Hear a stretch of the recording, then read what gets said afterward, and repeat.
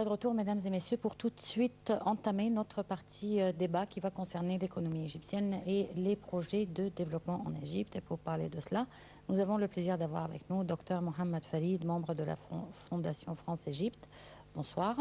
Et Dr Cherif Amir, chercheur associé à l'Université de Paris. Nous sommes ravis de vous avoir avec nous. Merci. Alors, bien entendu, comme on vient de le voir, le président Abdel Fattah el-Sisi a inauguré un grand nombre de méga-projets, des projets qui vont avoir certainement leur impact sur l'économie égyptienne. Donc, on aimerait parler tout d'abord de l'importance de la création de ces projets. La création des projets? Oui. Oui, alors, malgré tout... en général, les grands projets qui existent pour l'instant, c'est le nouvel Caire. Ça, le travail, il part avec le temps décidé. Il n'y a pas de retard. Les autres projets, selon les tunnels du canal de Suez, c'est bien, ça marche bien jusqu'à maintenant. Il y a aussi les autres grands projets dans le haut d'Égypte qui prennent place. Il n'y a rien qui est arrêté, il n'y a rien qui a été ralenti. Les projets ils sont toujours selon le programme, ils marchent comme il faut. Parfois, quelques de ces projets-là sont réalisés avant le temps décidé. Mais en général, ce que c'est un grand succès pour l'Égypte pour cette année, c'est que après la deuxième révision du Conseil exécutif du Fonds monétaire international, le FMI, il était bien d'accord aux réformes économiques que l'Égypte a réalisées dans un petit moment, parce que la première révision, elle était toujours en 2017.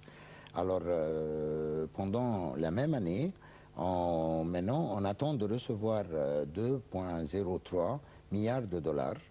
C'est la deuxième somme. Avec l'addition de la première somme qu'on a déjà eue pendant cette année, ça va arriver à 6 milliards,8. Qu'est-ce que vous entendez dire avec l'addition de la première somme? La première somme, elle a été reçue, ça y est? Elle a été reçue, bien sûr. Oui. Bien sûr, c'est à peu près 4 milliards. Et 0,05. Ça, on l'a reçu déjà. Oui. Et puis, maintenant, on était bien accepté après la deuxième révision parce que le Conseil, il voudrait avoir des résultats particuliers pendant cette période. On a réussi de rencontrer leurs demandes dans un moment qui était pas mal du tout. Comme ça, on a reçu presque 50% de la prête demandée par l'Égypte du Conseil de Fonds monétaire. Alors, selon les chiffres du Conseil même, ce n'est pas les chiffres de nos journaux ou quelque chose, non, c'est le Conseil qui a annoncé. Il a annoncé trois bonnes choses. La première chose, c'était la croissance des produits intérieurs bruts, le PIB, selon l'année fiscale 217 et 218, de 4,8%. On attendait qu'elle soit seulement 4,5%. On a fait mieux que ça. Et il nous attend qu'on va réaliser 5,5% pendant l'année fiscale 18 et 19. Alors aussi, le Consul a estimé des investissements étrangers pendant 2017 à 8,4 milliards de dollars. Et il attend que ces investissements, ça va toucher 9,9 milliards de dollars dans l'année de 2018. Ça veut dire que nous avons réalisé des investissements étrangers pour 8 milliards de dollars? Ça, c'était en 217. Et on s'attend à 9 et quelques en 2018. Vers 218, on attend que ça va réaliser 9,9, ce qui fait à peu près 20% de plus que l'année passée. Alors aussi, il a réclamé qu'il y a une diminution de la dette globale extérieure. et qui a arrivé maintenant à 91%, 91,3 milliards. Et c'est attendu que ça sera abaissé à 86,7 milliards par l'année 2018. Ils ont aussi réclamé qu'il y a une diminution de l'inflation qui sera vers 13% seulement pendant l'année 2018. Tous les chiffres, ça montre que l'économie égyptienne, elle était bien en place et dans la même direction, et elle apporte des résultats satisfaisants mondiaux avant que ce soit des résultats locaux. Très bien. Bon, on va parler des résultats locaux maintenant. On va parler, bon, tous ces indicateurs comme docteur Mohamed Farid vient de nous le montrer, sont positifs et il y a un certain développement dans la bonne direction d'un point de vue purement économique. Mais si je parle d'un point de vue social maintenant, ce développement, il se reflète pas d'une manière aussi flagrante sur les citoyens égyptiens. Bien sûr, il était attendu depuis 2014, lorsque le président Abdel Fattah el-Sisi était élu, que le citoyen égyptien allait endurer certaines difficultés, parce qu'il avait parlé avec toute transparence qu'on avait des défis. Et bien sûr, on a subi ces difficultés. Je peux vous dire, on a passé maintenant plus que la moitié avec la hausse des prix sur toutes les commodités. Sauf que il est bien clair pour nous tous qu'il y a une sorte de conscience chez les citoyens égyptiens. On est conscient qu'il faut payer un prix quelque part pour même les générations à venir, pour construire.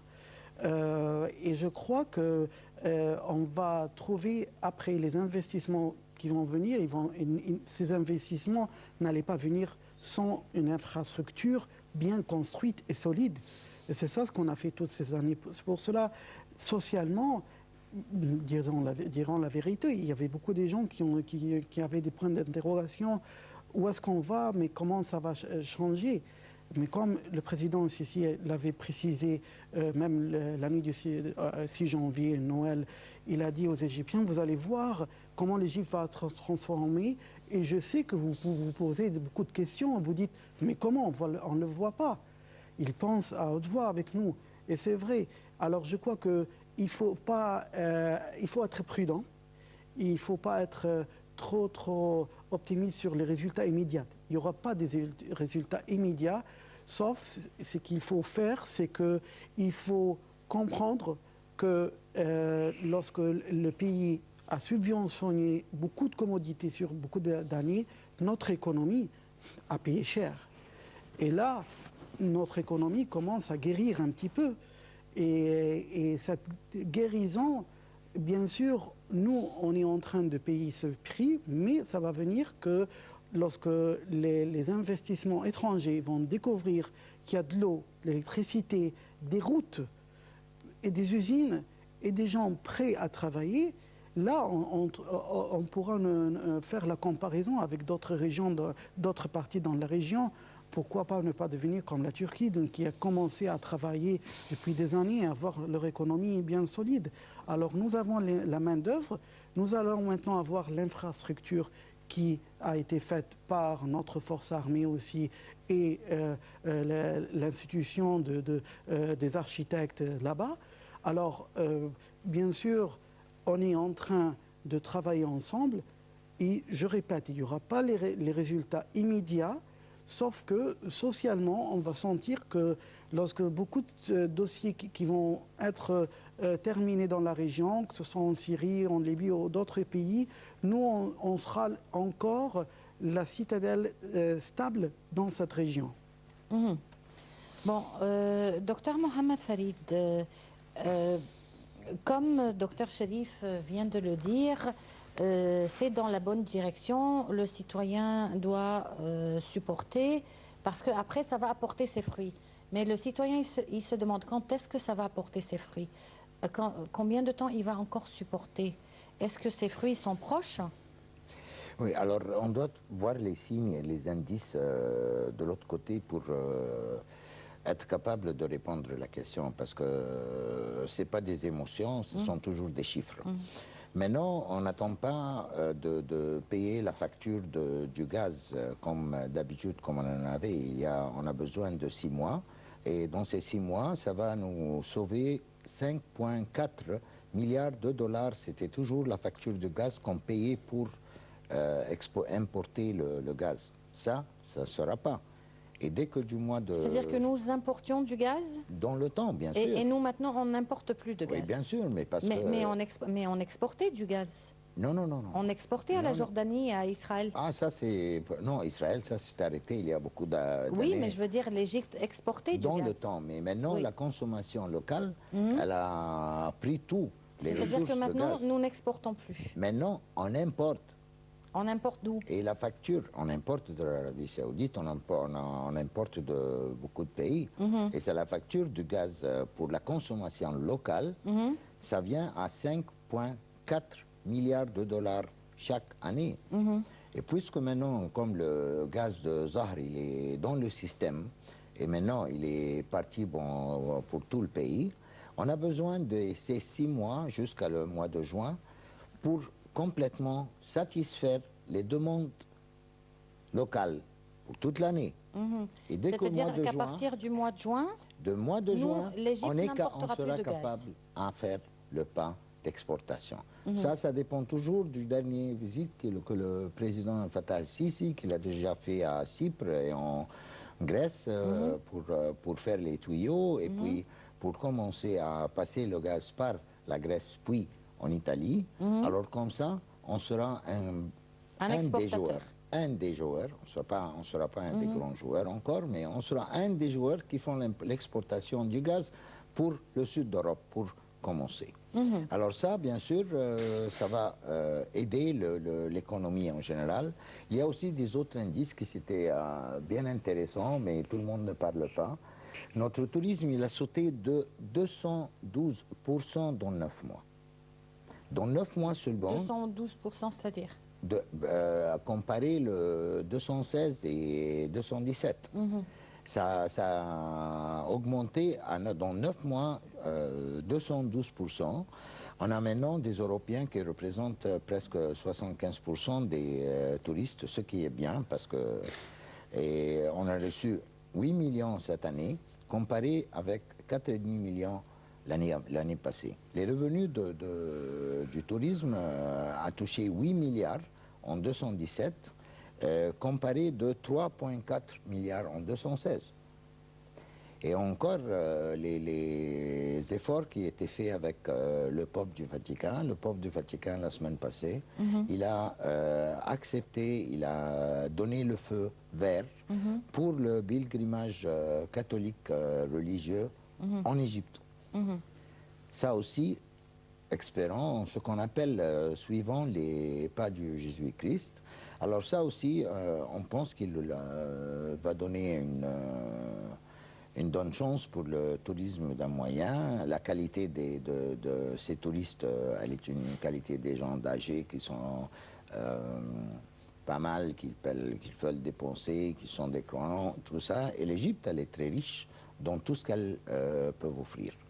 Alors je pense que avec l'effort du gouvernement pour la réforme économique d'un point qui a été accepté par la Banque mondiale, et ça c'est un succès qui est vraiment déserve beaucoup de respect, et avec ce qu'on entend en même temps qu'avec le gaz, avec le tourisme qui va, tout ça, avec beaucoup d'investissements qui vont prendre. Oui, il y a encore une autre chose qu'on attendait pour 2 ans.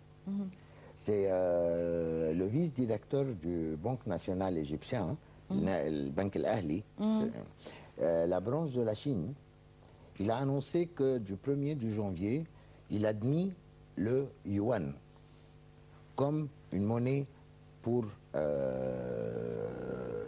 commerce entre l'Égypte et la Chine. À la place du dollar. Oui, à la place du dollar.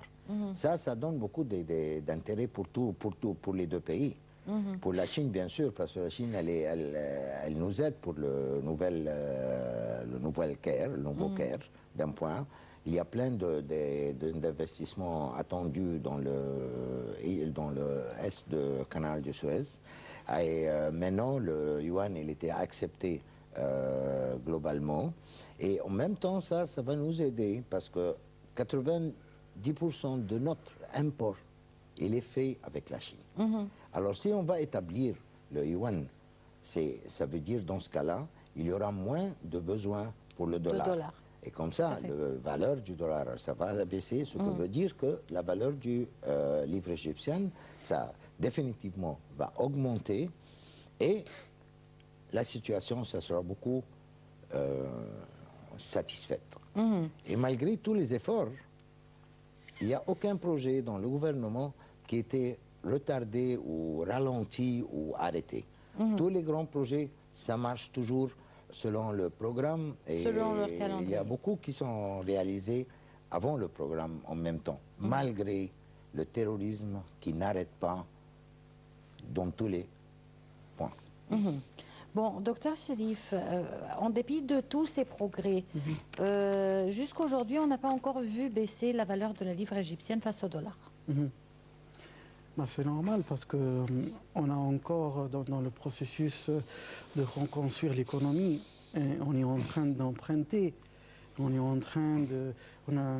On n'a pas arrêté encore l'importation, alors on n'a pas encore tous les moyens pour notre monnaie soit redressée de nouveau.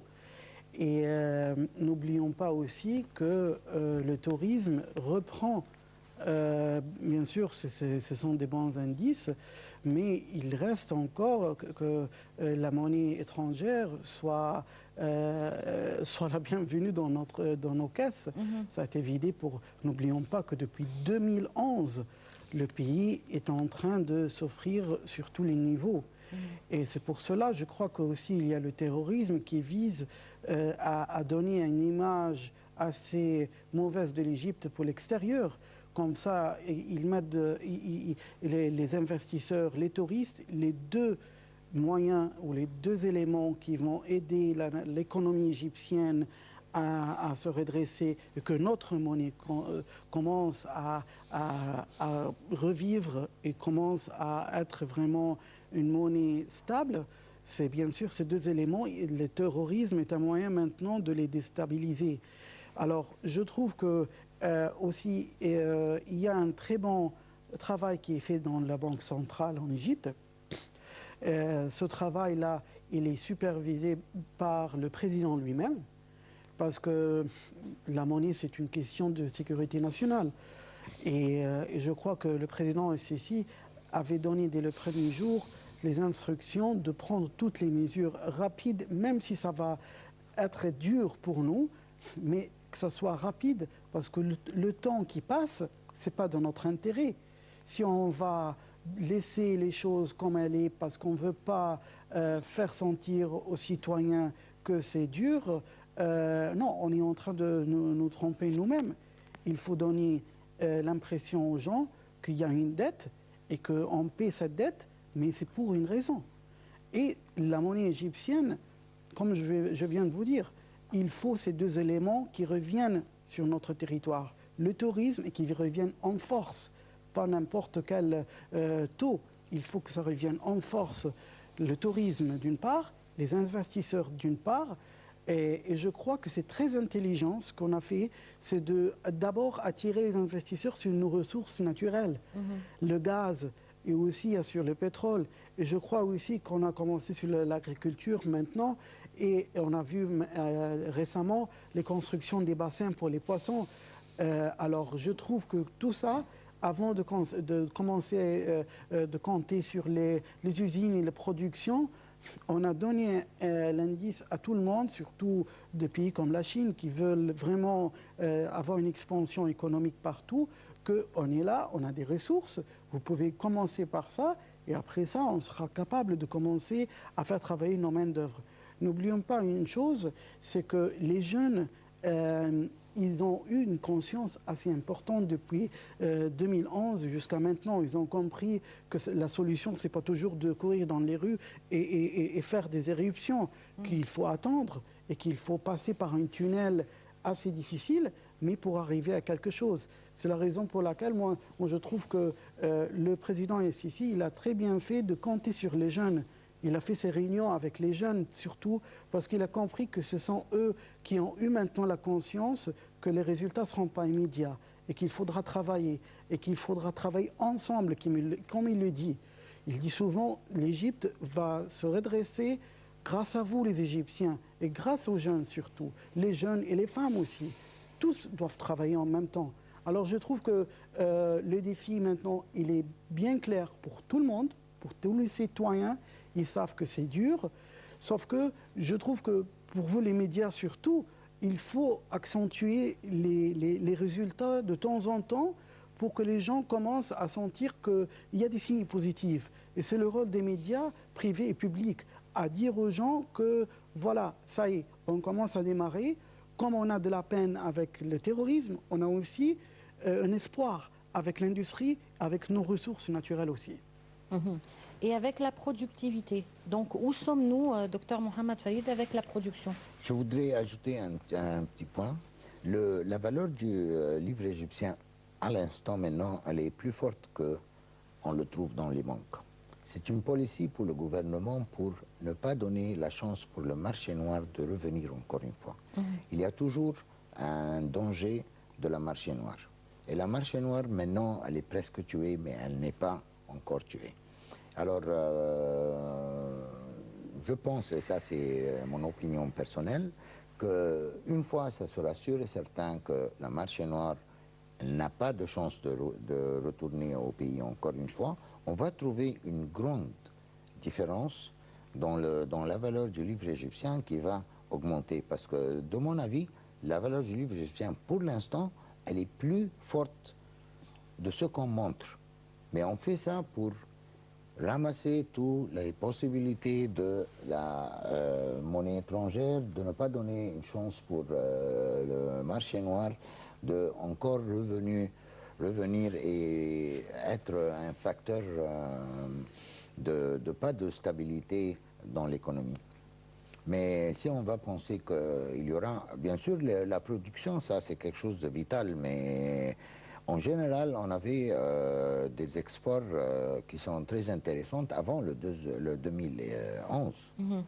Mais on ne doit pas oublier que ce qu'on appelle le printemps arabe, qui n'était jamais pas un printemps, la majorité de ces pays-là, qui importaient des produits égyptiens bien connus comme le céramique, le ciment et plein d'autres trucs, tous ces pays-là, ils sont complètement foutus pour l'instant. Quand on trouve comme ça, maintenant, l'Arabie Saoudite, elle n'est pas riche comme elle l'était. Il y a la Syrie, il y a l'Irak, il y a même la Jordanie, elle n'est pas... Il y a le Yémen même. Ils sont tous des pays qui étaient dépendés sur des produits égyptiens. Alors l'export égyptien, il était beaucoup mieux. Mais bien sûr, avec la situation politique et l'instabilité qui existe maintenant, peut-être on doit chercher plus fort dans les pays africains. C'est peut-être ça sera une bonne solution pour essayer de l'export. Mais quand vous parlez de production, vous parlez surtout de céramique, Donc je parle de production des produits qui sont...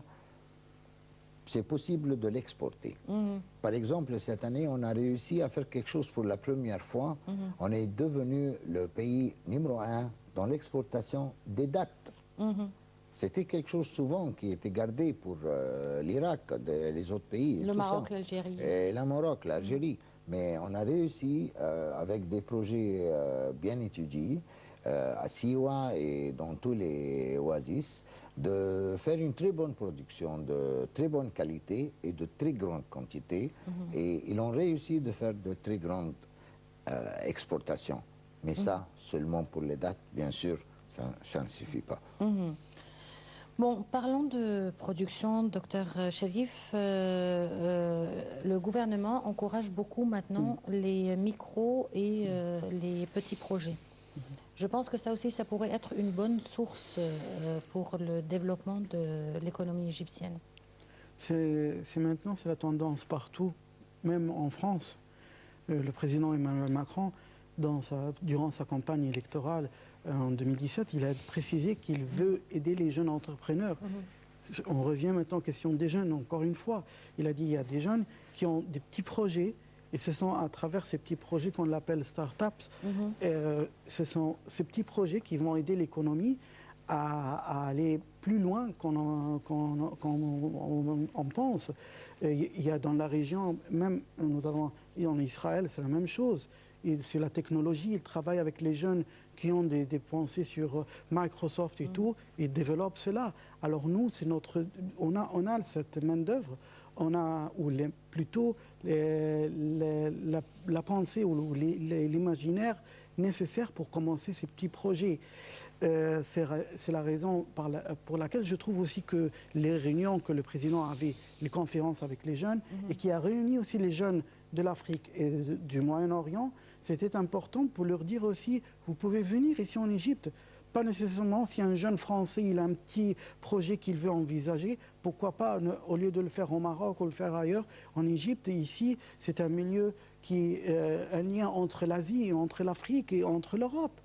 Alors on invite tous les jeunes qui ont ce petit projet à venir ici. Bien sûr, je reviens sur un problème qui est vraiment majeur pour nous tous, c'est la bureaucratie. Il faudra bien sûr alléger tout ça parce que les jeunes qui commencent ces projets, ils n'ont pas la possibilité à porter ces fardeaux financiers concernant les taxes et la contribution qu'ils doivent faire pour payer les commencements. Mais les petits projets sont vraiment quelque chose d'essentiel et le président le comprend très bien parce que ce sont eux qui vont, d'abord on va trouver des petits groupes des jeunes au lieu d'être dans le chômage et d'attendre que le pays leur trouve du boulot ou que les investissements qui décident du jour au lendemain ne pas continuer dans le secteur privé de les limoger. Non, ou les licencier, ils commencent à voir qu'eux, ils peuvent faire quelque chose eux-mêmes. C'est le rôle de l'État. Là, on le dit, c'est le rôle de l'État à leur alléger un petit peu les obstacles pour qu'ils peuvent surmonter et peuvent construire des choses. Pourquoi pas, par exemple, faire comme en Tunisie, ils ont fait à un certain moment, avant ce qu'on appelait le printemps arabe aussi, qui faisait les petits, le bord des ordinateurs. Ce sont eux qui travaillaient sur ça et l'exportaient en Europe. Parce que les Européens, ils veulent quelque chose de matériel cher aussi dans ces accessoires, au lieu de la Chine aussi. Alors, nous, on peut faire ça et on peut aussi être vraiment avec des très bons prix et on est proche de l'Europe et on peut vraiment offrir aussi les installations ici, de le faire ici si d'autres jeunes d'autres pays souhaitent le faire. Bon, docteur Mohamed Waïd, comment la dévaluation de la livre égyptienne face au dollar n'a pas pu attirer beaucoup plus d'investisseurs et beaucoup plus de touristes? Parce que maintenant, vous avez tout à moitié prix, peut-être. Oui. Presque, oui. Oui. Donc, mais ça, c'est ce qu'on a déjà parlé. On a déjà parlé qu'on avait 4,3 millions de touristes en 216. Oui. Et ça arrivait à 8 millions pour l'instant. Et on ne doit pas oublier qu'il y a encore des indices positifs qu'on les attend pour l'année de 2018. Il y a déjà l'accord avec la Russie. Mais il ne sera pas effectif, je pense, avant... Pour les vols? Pour le retour des vols? Oui, bien sûr, pour retourner les vols. Mais retourner les vols tout seul, ça ne va rien faire parce que... Mais ça va retourner les vols juste jusqu'au Caire entre seulement. Moscou et le Caire? Oui, alors ça ne va pas faire une grande chose, mais ça doit prendre des étapes. Parce qu'on doit se rappeler aussi que vers mars, il y aura les élections de Poutine. Et Poutine, il ne voudrait pas avoir des troublements dans le temps avant les événements d'élection. Il voudrait terminer l'élection pour commencer Et ils pensent que l'Égypte, elle était... il y a toujours des gens qui vont faire du mal pour l'Égypte et tout ça. Ils ne veulent pas être un partenaire dans ça. Ils ne veulent pas que ça lui dérange son programme. Il veut être, encore une fois, en force. Et après ça, je pense qu'ils vont établir les charters, encore une fois. Sans charter, il n'y aura pas une grande chance. Mais je pense que ça va arriver plus tard, après ce qu'il arrive à la Russie. Mais on avait des charters non seulement avec la Russie, mais on avait Non, avec mais on a l'Italie, des on avait charters avec pour l'Allemagne. l'instant, avec l'Allemagne qui marche Oui. déjà. Il y a maintenant un moyen direct et pas cher pour n'importe qui en Europe, de Bruxelles et aussi de plusieurs villes en Allemagne. Il y a des charters qui... Oui, ça mais signifie le nombre qui était mais augmenté. est-ce que ça, c'est le genre du tourisme que nous voulons en Égypte maintenant? Le tourisme pas cher. C'est pour C'est ce qu'on l'instant. C'est pour l'instant. On doit chercher qu'est-ce qu'on peut faire. Parce que si on parle de la qualité d'un touriste, alors on doit penser toujours, la première qualité, ce sont les Japonais.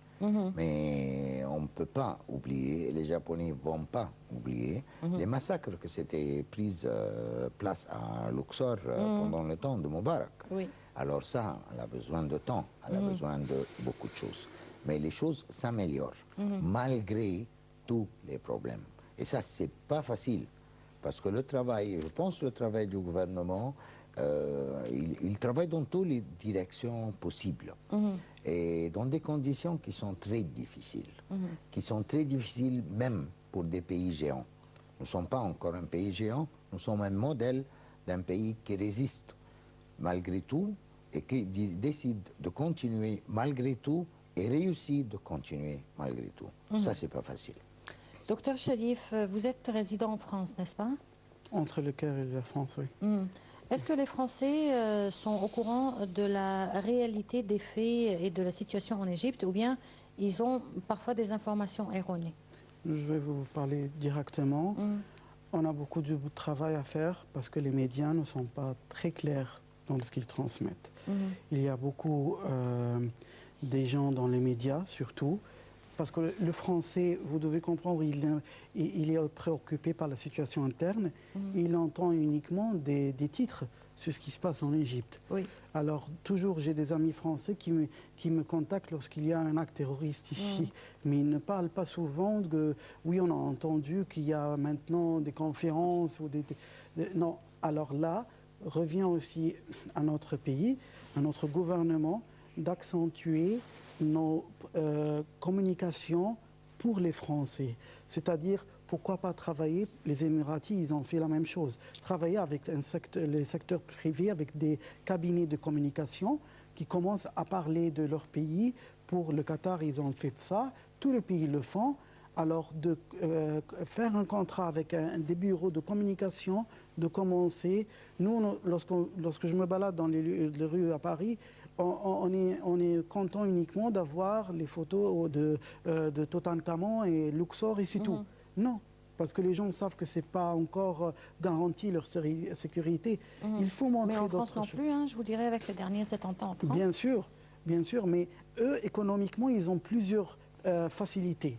Nous, on a été touchés. C'est ça la différence. C'est pour cela, maintenant, après tous ces coups, on dit il faut qu'on travaille sur autre secteur. Il ne faut pas dépendre uniquement sur le tourisme. Bien sûr. Alors, et c'est ce que le président a dit de toute exactement. On n'est pas être, par exemple, les Britanniques, lorsqu'ils ont décidé de nulle part arrêter leur vol, il n'y avait aucune excuse pour ça, mais ils l'ont décidé. Alors nous, on a payé un prix pour ça. Alors il ne faut plus compter à 100% les Occidentaux ou la France lorsqu'ils étaient touchés.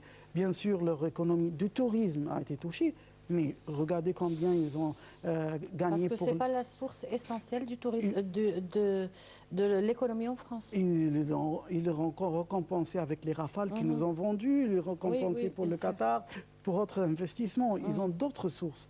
Alors nous, on a un boulot à faire sur la communication. Voilà. On doit toujours se rappeler que le média, c'est zioniste. On doit toujours savoir l'ennemi. Et alors, pour nous, par gouvernement, on n'aura jamais la chance de gagner le média français. Le média français, elle est zioniste, le média américain et la majorité du média européen, elle est comme ça. C'est pour ça qu'il y a des programmes comme votre programme. C'est un programme qui parle en français, qui parle au français, qui parle de l'Égypte au français.